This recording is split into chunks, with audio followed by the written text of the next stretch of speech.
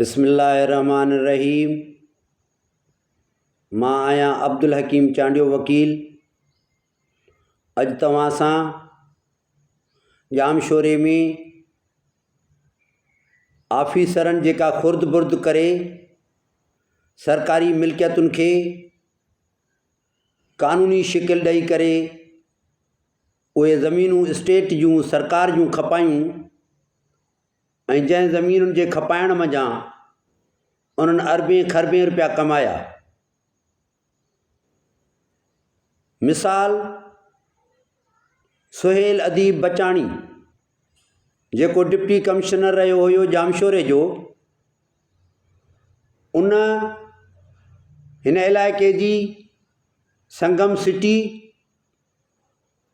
मक्का city, Mohammadi town, Indus city, education city, education valley ऐं जामशोरे खां सेवण जे तरफ़ ॾे वेंदड़ ॿिया स्कीमुनि जा जेके बि नाला अची वञनि था, उन्हनि सभिनी जा खाता डिप्टी कमिश्नर उन वक़्त जे सुहेल अदीब बचाणी जेको टंडो अलयार जो रहवासी आहे ऐं उन वक़्त जो मुख़्तियारकार मरहूम काज़ी मुश्ताक, उन्हीं ॿिन्ही ॼणनि सरकारी ज़मीनुनि जा खाता हितों जे ताक़तवर धुर जे चवण ते तब्दील करे ऐं उहे मिल्कियतूं खपायूं।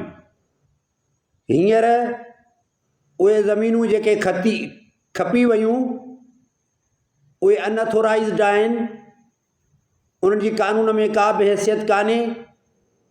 जीअं मां वकील आहियां, कानून जे शागिर्द जी हैसियत में चई सघां थो त उन्हनि जी इक्विटी कोन्हे का, लीगल एंटिटी कोन्हे का, रजिस्टर्ड सेल डीड आहे पर उहो बि बोगस आहे, बेबुनियाद आहे, फैब्रिकेटेड आहे। जंहिं वक़्तु बि इहे अदालतुनि में चैलेंज थींदियूं स्कीमूं त इहे नल एंड वॉइड डिक्लेयर थींदियूं, कूड़ियूं साबित थींदियूं। माण्हुनि खां डिप्टी कमिश्नर ऐं हितों जे ताक़तवर सियासतदान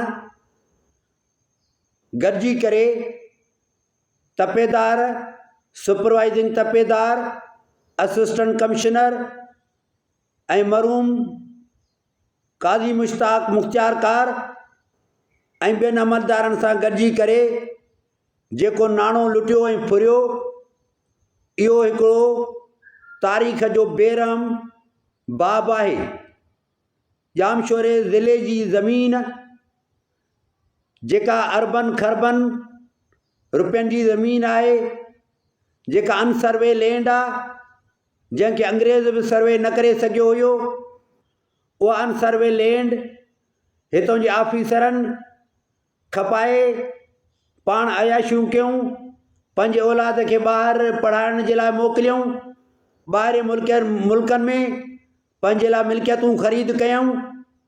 पर जेकॾहिं 20 सालनि 50 सालनि खां पोइ जॾहिं उहे ख़रीदार उन्हनि ॿारनि जा वालिदैन हिन दुनिया में न हूंदा ऐं हीअ दुनिया छॾे चुका हूंदा ऐं जेकॾहिं को बि वियो अदालत जो दरवाज़ो खड़कायईं त अदालतूं उन सभिनी खातनि खे ग़लति करार ॾेई करे उन्हनि जा खाता कैंसिल करे छॾींदियूं।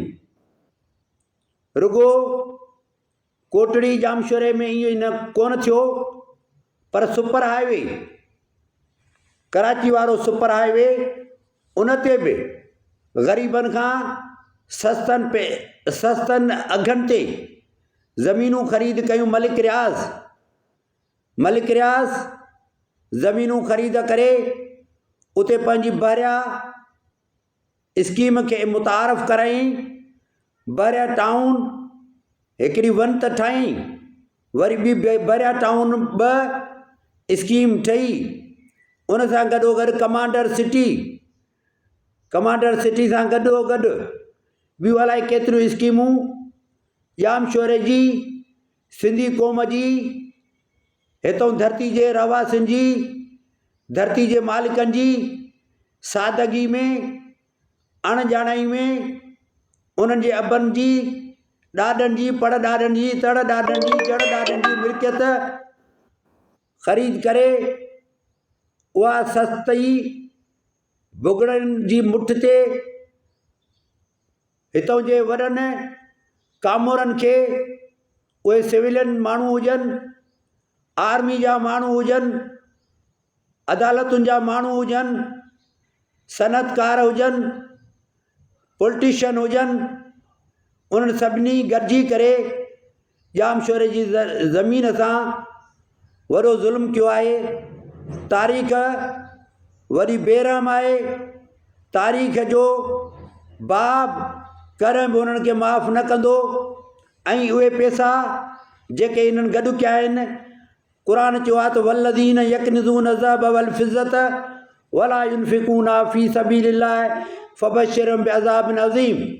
उहे माण्हू जेके सोन ऐं चांदी गॾु था करे रखनि, छो त नबी करीम सल्लल्लाहु अलैहि वसल्लम जे वक़्त में करंसी हीअ कोन हूंदी हुई, सोन हूंदो हुयो, चांदी हूंदो हुयो।